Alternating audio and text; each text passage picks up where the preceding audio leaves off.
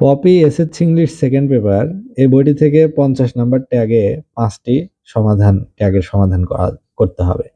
তো এ নম্বরে বলছে ইউ উড রাদার গো, তুমি বরং এখান থেকে যাও।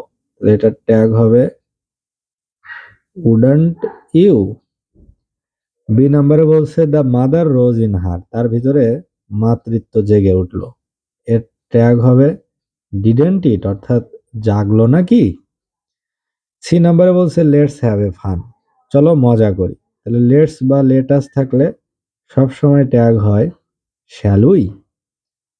ডি নাম্বারে বলছে উই আর বাঙালিজ, আমরা বাঙালি, অ্যান এডুকেটেড নেশন, একটা শিক্ষিত জাতি। এটা ট্যাগ হবে আরেন্ট আরেন্ট উই, অর্থাৎ আমরা নই কি, তার মানে আমরা হই।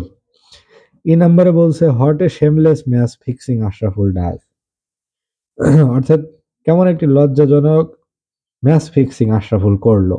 তাহলে what a shameless match Ashraful does, তাহলে এটা হবে